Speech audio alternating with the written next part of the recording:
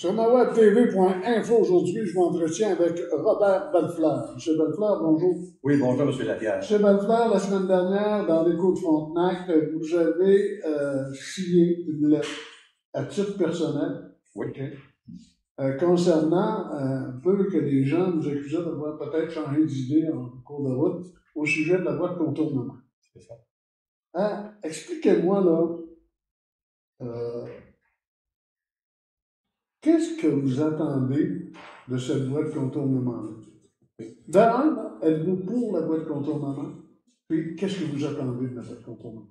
Regardez, je vais repréciser là, pour le bénéfice de tout le monde. C'est ça que aujourd'hui, il repose sur m'engage, moi, comme personne et non comme porte-parole de la coalition. Okay. La coalition partage toujours le projet d'une voie de contournement, sauf que la réaction dans les journaux était sur une base personnelle parce que quelqu'un m'a interpellé en me disant « Monsieur Bellefleur, vous changez encore d'idée. » Okay.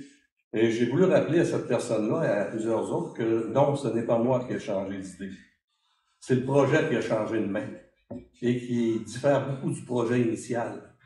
Au début, la CMQR, la compagnie actuelle, était une compagnie d'intérêt local pour relier des régions.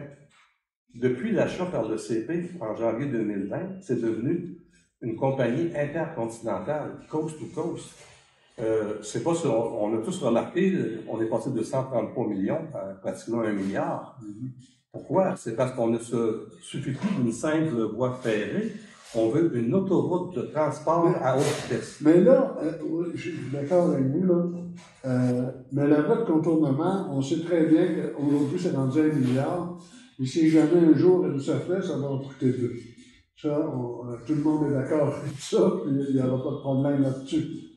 Mais à l'heure actuelle, ce que je comprends, ce que j'ai compris, la lettre, vous, ce qui vous intéresse, c'est la vitesse à laquelle le train va passer dans cette nouvelle voie de contournement-là, disant que c'est pas sécuritaire. Je vais vous poser la question, mais différemment. Est-ce que, puisque c'est pas sécuritaire à 40 000 à l'heure pour cette voie de contournement-là, parce qu'elle est faite pour ça. Fait que si elle est faite pour ça, ils vont passer à 40 000 à l'heure. La voie la plus sécuritaire à ce moment-là ne sera pas celle du centre-ville qui part à 10 km/h. Écoutez, M. Lapierre, c'est une bonne question que plusieurs Méganticois se posent, que plusieurs gens de Nantes et de Frontenac se posent actuellement. Est-ce que c'est plus sécuritaire de garder le train au centre-ville que de le faire circuler sur une voie de contournement extérieure au centre-ville? La réponse est non, c'est pas plus sécuritaire. En fin de semaine passée, le New York Times est sorti dans un article sur la tragédie de Lac-Mégantic. Hier, CBC est sorti. Et les principaux, la présidente du Bureau de la sécurité des transports et le directeur Yann Natch, Cathy Fox et Yann Natch, qui sont deux piliers, ont déclaré à ces deux médias-là, qui ne sont pas n'importe quels, que la sécurité ne s'est pas améliorée depuis Lac-Mégantic au Canada.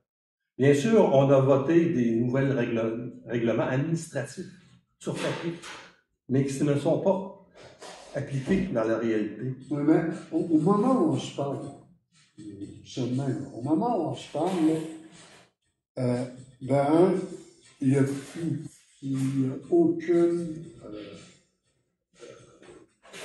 de triage en Nantes. Ça se fait plus là. Ils sont 2 personnes maintenant dans le train. Les trains qui sont en marche, là-bas, il y a toujours quelqu'un dedans. On passe à 10 km/h dans le centre-ville, puis même si un wagon débarquait de la vrac, l'accident serait minime. Est-ce que c'est plus sécuritaire dans le centre-ville?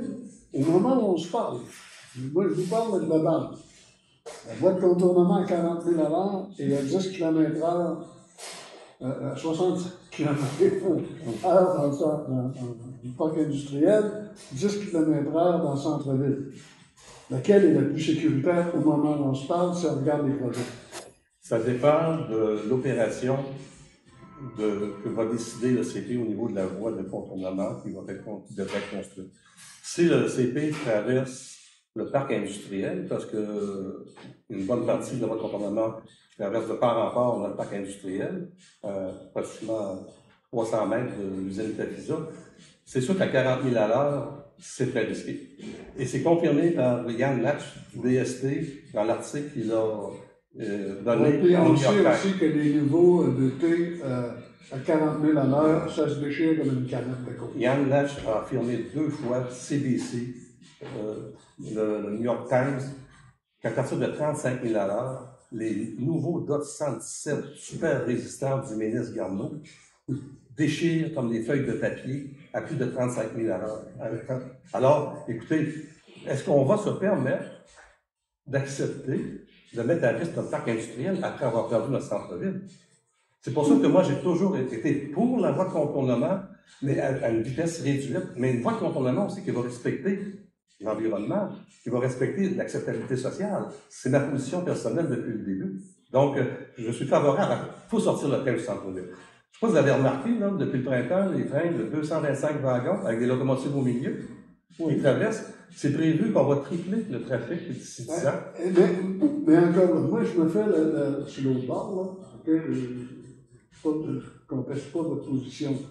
Mais encore là, si on regarde les trains aujourd'hui, moi, je me souviens, de 10 ans, avant la tragédie, que la cour de triage était ici, juste en avant, et que celui-là, on dirait qu'il était même midi moins 10, midi moins 10. De nous faire attendre, ça a vu Frontenac 20 minutes, 25 minutes, il reculait. Il avançait, il reculait. Même les pompiers qui ne vont pas traverser. Les ambulances non plus ne vont pas traverser, parce que dans mon temps, il n'y avait pas de voie de contournement. Mais quand c'est arrivé là, il a trouvé. Mais, est-ce que, moi, j'ai calculé 110 wagons qui ont passé dans le centre-ville et ça prenait 7 minutes 14 d'attente à la crossing ici sur la rue Frontenac. Actuellement? C'est ce que j'ai calculé. C'est combien de wagons à faire au train? Il y avait 115 wagons. OK. Je les ai comptés un par l'autre, je l'ai filmé. J'ai filmé. Et à 225, ça prend combien de temps? Ben, à 225, moi, je me dis, moi, les gens me disaient, écoute, on pourra passer de 10 à 15 km/h au centre-ville. Et on réduirait probablement peut-être d'une minute, 2 minutes. Quoi, de 5 minutes? Non, on parle d'attendre peut-être de 15 minutes. Avec des gros wagons de main. C'est déjà 5 à 10 minutes de moins que ce qu'on attendait il y a 15 ans. Parce que là, il parle. C'est les arguments qui nous sont apportés. Quelle garantie, M. Lapierre, avez-vous que le CP, si jamais le train demeurait au centre-ville, va accepter de circuler à 10 000 à l'heure pour les 10 prochaines années? Quelle garantie avez-vous? Ben, à l'heure actuelle, je pense qu'il serait plus négociable avec le CP de dire vous passez à 10 km dans le centre-ville parce qu'il ne faut pas oublier non plus que le chemin de fer du centre-ville que là appartient à l'île. Encore. Je ne sais pas si vous êtes au courant, M. Lapierre, mais moi j'ai été témoin cet automne de 2 convois de plus de 200 wagons qui n'ont pas été capables de monter la côte de Nantes parce qu'ils n'allaient pas assez vite. Il faut penser à l'inertie d'un train de 200 wagons qui descend la pente de Frontenac, qui arrive au centre-ville à 10 000 à l'heure et qui doit remonter une pente vers Nantes. À 2 reprises, je l'ai filmé, le train a été obligé d'être coupé en 2 et transporté de façon... À ce moment-là, c'est pas une garantie que les trains n'auront pas 200 wagons, sachant qu'ils ne seront pas capables de monter à côte. Les trains, lorsqu'ils partent de Bangor, lorsqu'ils partent de Newport, lorsqu'ils déchargent un porte-container, ils sont au-dessus de 200 wagons. Il faut vider le bateau. Et on le voit aujourd'hui. Il y a un risque. Puis vous savez aussi, le dernier déraillement qu'il y a eu aux États-Unis, à East Palestine, le 4 février dernier, c'est pas l'état des rails que... Il roulait 40 000 à l'heure avec. C'est une roue, un bearing de roue qui a surchauffé, qui a fait dérailler le train. Donc, il n'y a pas juste la voie ferrée, il y a aussi l'entretien du matériel roulant. Les compagnies ferroviaires actuellement, M. Lapierre, les PDG des compagnies, ils proviennent pratiquement tous de Wall Street et non pas du réseau ferroviaire lui-même. Donc, on a appris que la Norfolk Southern avait coupé 30% de ses employés pour les dernières années et avait majoré les dividendes de ses actionnaires de 4500%. Le CP, lui, William McMahon, qui a possédé, était le principal acquéreur du CP entre 2012 et 2016, il a 128 millions de dollars de profit durant ces années-là en transportant du pétrole. Ils ne sont pas intéressés à ralentir, M. Lapierre. Ils ne sont pas intéressés à couper le train en deux. Mais à ce moment-là, ils vont avoir 40 000 à l'heure. Si le CP fait un chemin de fer, une voie de contournement, telle comme elle est là, pour aller jusqu'à 40 000 à l'heure, ils vont aller à 40 000 à l'heure. Moi, M. Parce Lapierre. qu'à Nantes, à l'heure actuelle, j'ai remarqué ça l'autre jour, j'ai pas fait un spécial, mais j'ai remarqué que quand tu passes sur la crossing à Nantes, excusez-moi l'anglicisme, le crossing à Nantes, il rentre, il part après, là, quand tu s'en vas pour Montréal, là, il roule, là, et Oui. ça roule la plombe, là, puis je suis pas sûr s'il ne roule pas de 25, 30, 40 000 à l'heure. Le secteur roule à 40 000 à l'heure, d'autres secteurs à 25 000 à l'heure, considérant le track.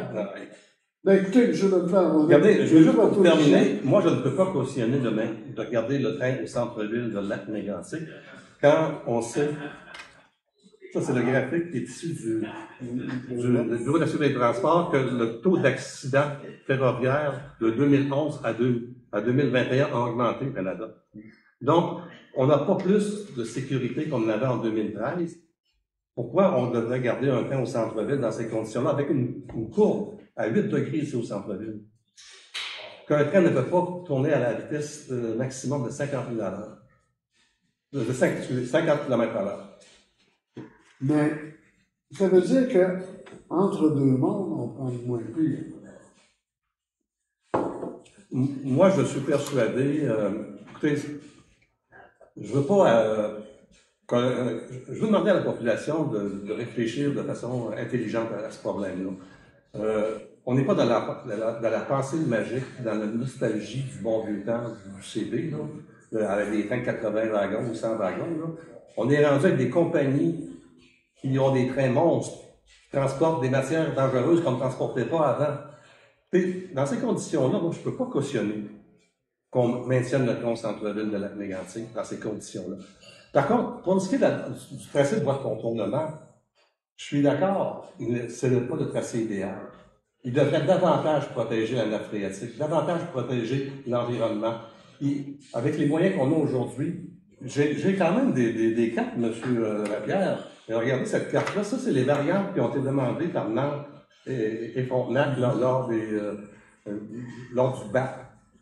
On ne passe pas ici... dans la ligne des lots, on ne passe pas dans une zone de milieu humide. On est en plus en terrain montagneux. Sûrement qu'on creuse moins un chenal. On parle d'un tunnel, à ce moment-là. Écoutez, j'espère que l'Office des transports, qui va entendre les opposants au tracé actuel, parce qu'ils vont devoir tenir des audiences, vont considérer possiblement des modifications à ce tracé-là, afin de satisfaire autant les gens de Nantes que les gens de Frontenac, mais c'est impératif que le train doit sortir du centre-ville pour moi. M. Leclerc, merci beaucoup.